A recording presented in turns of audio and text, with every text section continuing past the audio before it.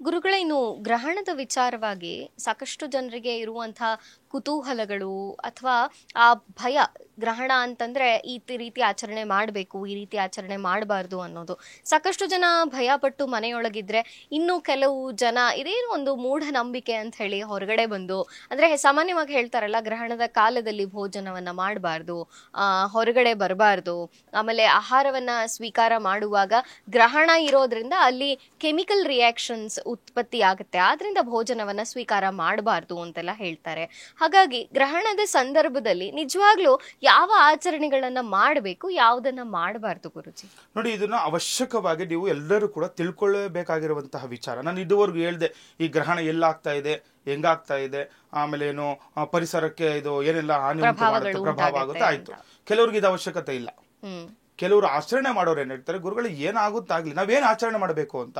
ನೋಡಿ, ಮನೇಲಿ ಯಾರಾದ್ರೂ ಹಿರಿಯರಿದ್ರೆ, ನಮ್ಮ ಸಂಪ್ರದಾಯಗಳಲ್ಲಿ ನಮ್ಗೆ ಈಗಲೂ ಗೊತ್ತು, ಏನೋ ದರ್ಬೆಗಳನ್ನೆಲ್ಲ ಎಲ್ಲ ಕಡೆ ಆಗ್ತಾ ಇರ್ತಾರೆ. ಆ ಗ್ರಹಣ ಸಮಯದಲ್ಲಿ ಊಟ ಮಾಡೋದಿಲ್ಲ, ಯಾವುದೇ ಅಪಚಾರಗಳನ್ನು ಮಾಡೋದಿಲ್ಲ, ಅಥವಾ ಸತಿಪತಿ ಸೇರೋದಿಲ್ಲ, ನಿದ್ದೆ ಕೂಡ ಮಾಡೋದಿಲ್ಲ, ಊಟಗಳು ಮಾಡೋದಿಲ್ಲ.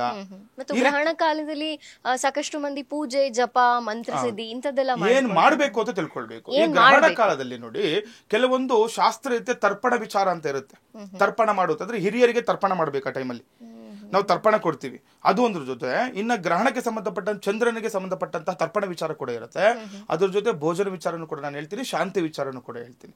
ಈಗ ಈ ಟೈಮಲ್ಲಿ ನೀವು ಏನ್ ಮಾಡ್ಬೇಕು ಅಂತ ತಿಳ್ಕೊಳ್ಳಿ. ನೋಡಿ, ಗ್ರಹಣ ನಡೀತಾ ಇದೆ, ಗುರುಗಳು ಹೇಳಿದ್ರೆ 8:53 ಗ್ರಹಣ ಪ್ರಾರಂಭ ಆಗ್ತಾ ಇದೆ. ಅದು ಹಿಂದಿನ ನೀವು ಕೆಲವೊಂದು ಸಮಯದಿಂದ ಊಟ ಎಲ್ಲ ಬಿಟ್ಟು ಒಂದು ಊಟ ಮಾಡಬಾರ್ದು ಅಂತ ಹೇಳ್ತಾರೆ. ಎಷ್ಟು ಗಂಟೆಗಳ ಕಾಲ ನಾವು ಹಿಂದೆ ಊಟ ಬಿಟ್ಟಿರ್ಬೇಕು ನಾನು ಹೇಳ್ತೀನಿ ಅದೆಲ್ಲ. ಈಗ ಅದಕ್ಕೆ ಮುಂಚೆ ಈ ಗ್ರಹಣ ಸಮಯದಲ್ಲಿ ಏನ್ ನೀವು ಆಚರಣೆ ಮಾಡ್ಬೇಕು ಅಂತಂದ್ರೆ, ನೋಡಿ, ನಿಮ್ಗೆ ಏನಾದ್ರು ಯಾವ್ದಾದ್ರು ಮಂತ್ರ ಜಪ ಮಾಡುವಂತದ್ದು, ಚಂದ್ರನಿಗೆ ಸಂಬಂಧಪಟ್ಟ. ಈಗ ನೀವು ತಿಳ್ಕೊಂಡ್ಬಿಟ್ಟಿರ್ತೀರ ಯಾವ್ಯಾವ ರಾಶಿಗಳು ಏನೇನು ತೊಂದರೆ ಇದೆ ಅಂತ.